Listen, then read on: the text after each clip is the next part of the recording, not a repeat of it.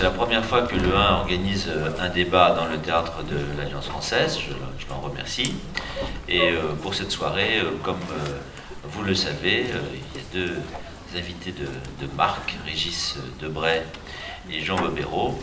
Régis Debray qui m'a demandé de le définir comme un écrivain, un vagabond. Voilà, donc je le présente sous ce titre et sous cette casquette. Je vais présenter maintenant Jean Bobéro, que vous connaissez tous aussi, bien entendu, pour ses travaux sur le sujet qui nous occupe ce soir, la laïcité, qui m'a demandé, lui, de le présenter comme un SDF, sans dogme fixe. Donc vous allez avoir un débat entre un vagabond et un SDF. Aujourd'hui, on voit bien au moment du réveil du religieux, des réveils identitaires, combien cette notion est quelquefois malmenée, quelquefois mal comprise ou déformée. Donc Régis, je te donne la parole pour que tu nous dises à ta manière, en quelques minutes, ce que représente pour toi la laïcité. Puisque tu me donnes la parole, je te dirais que la laïcité est pour moi un cadre et pas un tableau.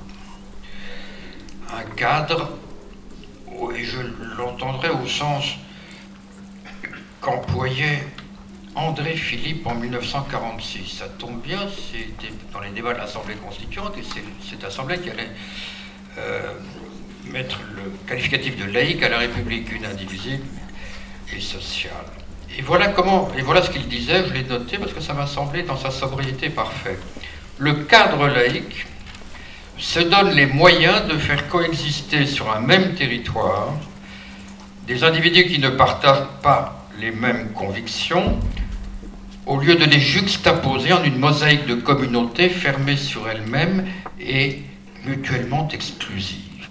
Cette définition a entraîné un ajout à la Constitution française, et elle constitue, il est vrai, une singularité française, dans la mesure où le mot, comme chacun sait, peut très difficilement se traduire n'a pas de strict équivalent dans d'autres langues, puisqu'on le confond parfois avec l'athéisme ou un athéisme soft, on le confond parfois avec la tolérance, qui est très injurieux pour la laïcité. Il n'est pas entièrement réductible à la loi de séparation, à la séparation des églises et de l'État, la loi de 1905, dont on a fêté récemment le centenaire, loi qui a cette singularité, comme Jean Bobéro le sait bien, d'ignorer totalement le mot de laïcité et d'ignorer totalement le mot de religion.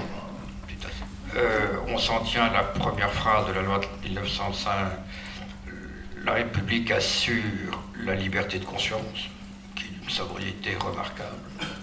Et puis, dans la mesure où c'est une singularité française, on peut en faire une identité française et transcrire un peu le régime de catholicité.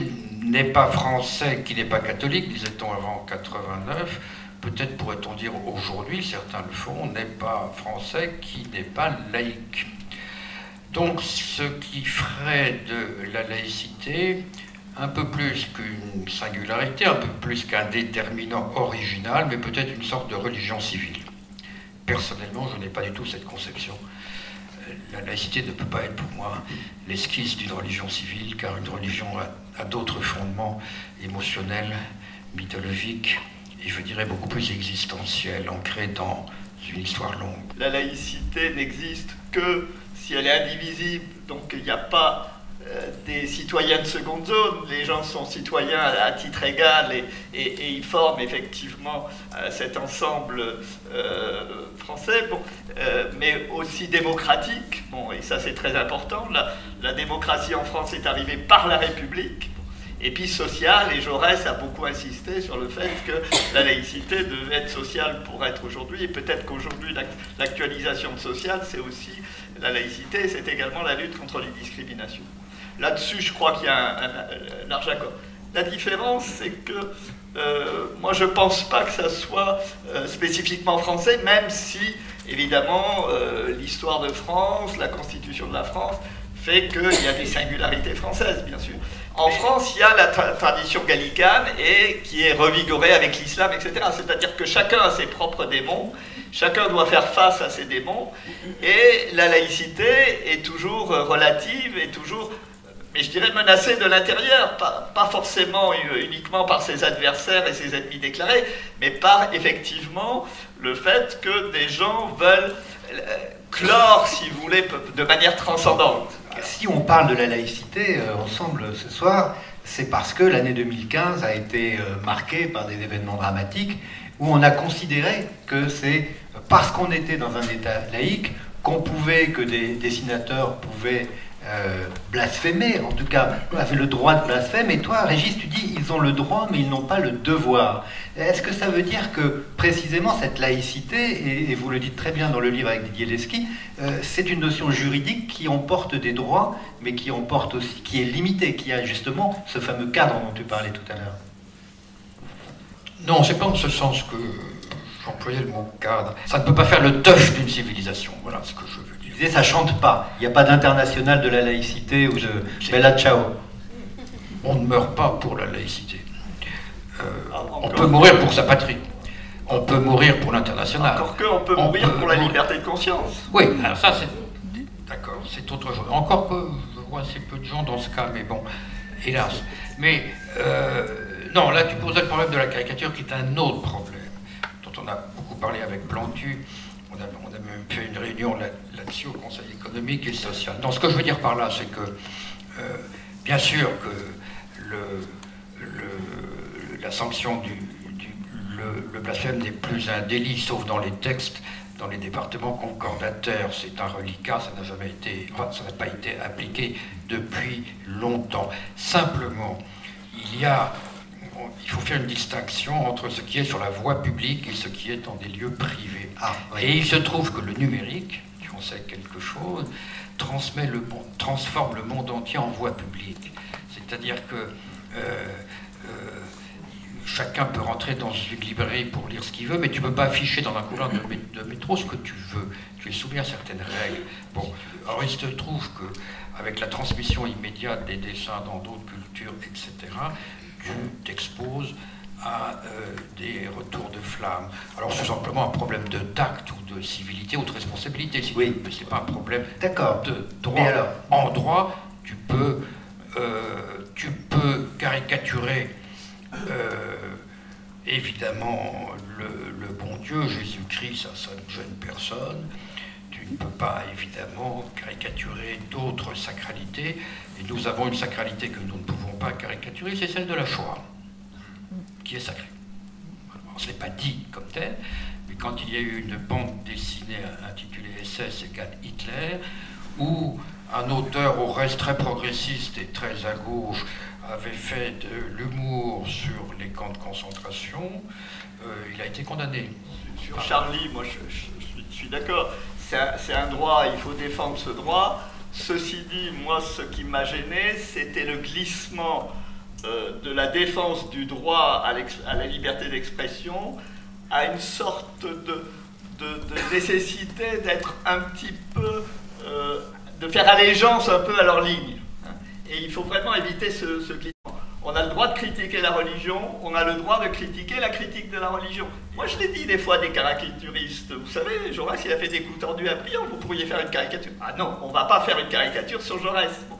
Donc il y a des sortes aussi de saints républicains, et si on caricaturait ces saints républicains, on en aurait le droit juridique, mais on provoquerait une émotion nationale. Je pense qu'il y a des lieux où une affaire de culte est devenue une affaire de culture, portée par la patine, et comme disait Karl Marx, les hommes font l'histoire, mais pas dans n'importe quelles conditions, dans les conditions héritées du passé, etc. Vous connaissez cette phrase. Et il est prouvé que quand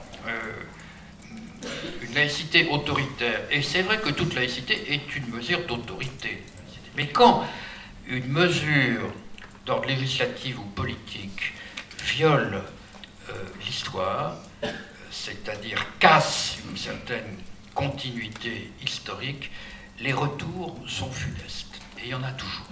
Regardez la Turquie d'aujourd'hui, plus néo-ottomane que jamais.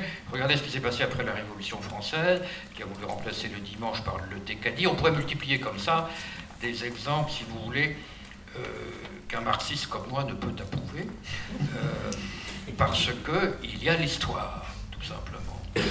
Et vouloir la violer pour lui faire des enfants rapidement, généralement, non seulement ça avorte, mais le retour, et généralement s'appelle une restauration, et elle est souvent plus féroce ou non moins féroce. Quels sont les dangers les plus importants que court la laïcité aujourd'hui? Où est-ce que vous les situez? Est-ce que vous les situez à l'école? Est-ce que vous les situez dans le champ politique, dans le champ religieux? Les deux menaces sur la laïcité, je vais vous les dire en deux mots, mais enfin c'est mon opinion. Premièrement, c'est l'abaissement de l'État. Puisque, contrairement à la sécularisation, qui est un processus spontané affectant la société, la laïcité ne doit pas du tout viser à épurer ou laïciser la société. La société, par définition, il y a des religions, il y a des intérêts, il y a des appartenances, il y a des cercles, il y a toutes sortes de choses. Il faut simplement que l'État puisse rester puissance publique. Il y a un deuxième point qui est grave. On dit toujours l'école doit être laïque en ce sens qu'on doit y enseigner seulement ce qui est commun à tous et pas ce qui est propre à quelques-uns. Qu'est-ce qui est commun à tous? C'est la vérité. Qu'est-ce qui est commun à tous? Ce sont les résultats scientifiques, ce sont les acquis de la connaissance expérimentale, logico-mathématique, etc. Or, que se passe-t-il? La notion de vérité est en crise, puisqu'aujourd'hui, toute connaissance, tout résultat, au sens scientifique du mot, est considéré par beaucoup comme une opinion. Des profs, notamment des sciences de la vie et de la Terre, m'ont raconté comment dans certaines classes, ils exposent un peu le processus de formation du globe terrestre, etc.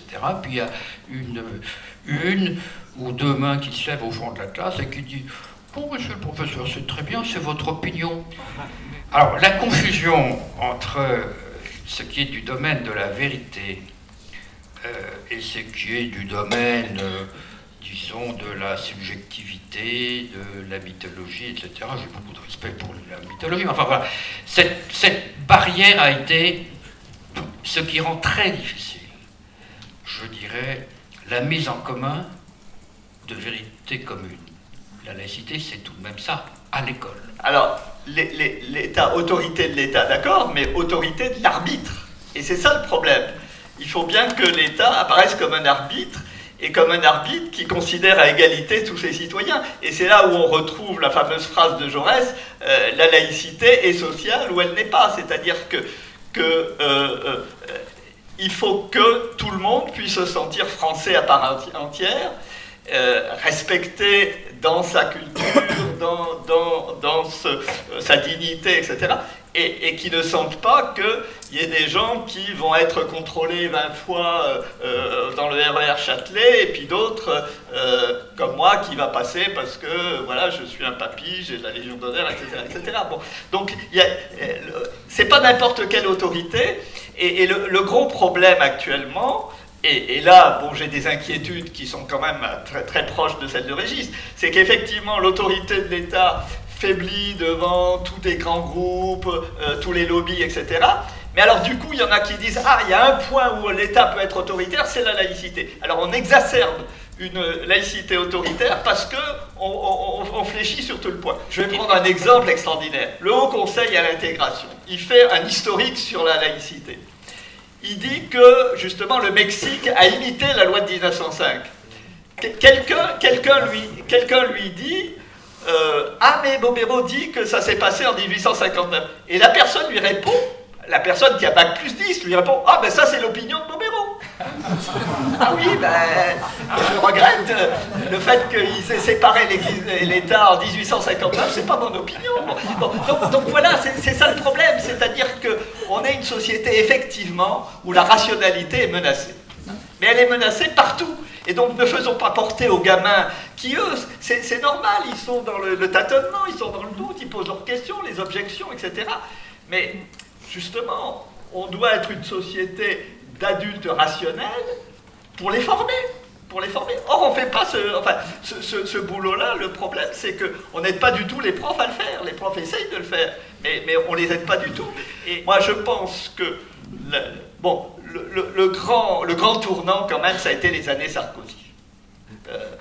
Parce que là, justement, on a fait ce ministère de l'identité nationale,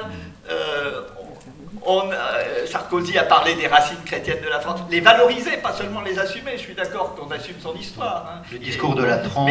Mais valoriser les racines chrétiennes, là ça devenait le politique qui n'était plus arbitre, qui prenait parti pour un camp, etc.